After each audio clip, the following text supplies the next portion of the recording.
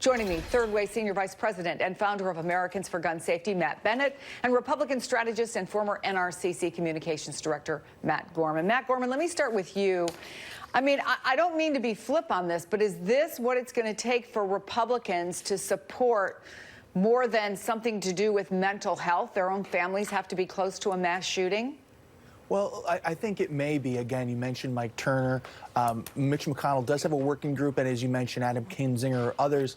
But the bottom line is, I think there's a lot of people, Matt, I don't mean to be disrespectful, that we've been talking about this for years and years and years and years, contemplating it as something you should have done before you ran for office, not 2 or 8 or 20 years afterwards and after a spate of mass shootings.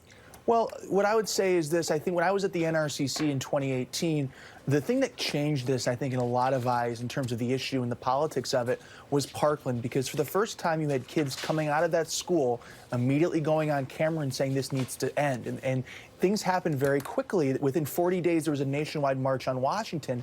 And so we started to see from there where suburban districts in red states like Houston and Atlanta, but also some conservative districts in blue states like those in New York and New Jersey, this issue really bubbled up. And it wasn't the #1 issue, but it became the top 3. And so I think what you're seeing here in this last year and a half or 2 years is that Republicans have become much more urgent on this issue because they know that this is resonating in a way that maybe 5 years ago, it definitely didn't among the voters. Well, we have one example of that, Matt Bennett. On Sunday, when Ohio Governor Mike DeWine tried to talk to some Ohioans, he was shouting down, do something was the chant. And then within 48 hours, he acted. I want to show those 2 moments back to back on Sunday and then yesterday. We are here tonight because we know that we cannot. Some in the crowd were angry. In fact, I'm sure everybody was angry. Some chanted, do something. And they were absolutely right. We must do something. And that is exactly what we are going to do. So, Matt Bennett, he laid out a series of proposals, and people can debate whether they go far enough. But is this a clear sign that public pressure can move politicians, even on such a long-entrenched issue as gun control?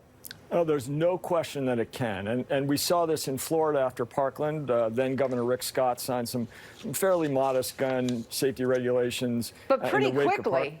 Quickly, exactly. So it can shift quickly.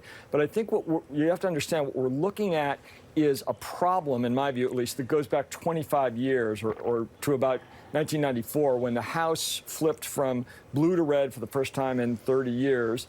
The Republican takeover of the House in 1994, which was led in part by the NRA and as a response to the assault weapons ban and the Brady Act, scarred Democrats, and it taught a lesson to Republicans that it took them 25 years to unlearn. Now this is starting to shift. The power of the NRA is slipping. They're having a lot of internal problems of their own.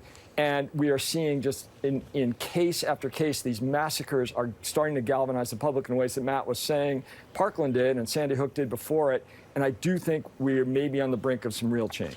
That may start with the background check legislation. A lot of people think that may be the place they start. And this is what the president had to say about that today.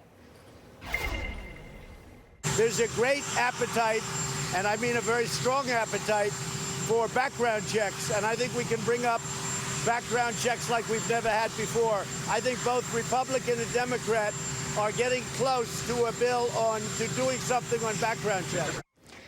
Matt Gorman, most Americans, the polls show it, support universal background checks. Are looming elections, because this was what you were referencing before, the political reality, are the looming elections going to move some of these folks? And if the president gets behind it, does that provide them some political cover? Well, absolutely. Again, President Trump needs to lead the way on this. That's the only really way I see Republicans getting in line. He needs to be the first mover on this. And we mentioned Mike Turner and the politics and the elections of it. Mike Turner is in a toss-up district. He has a pretty good hold on it, but it could be a toss-up district under the right circumstances.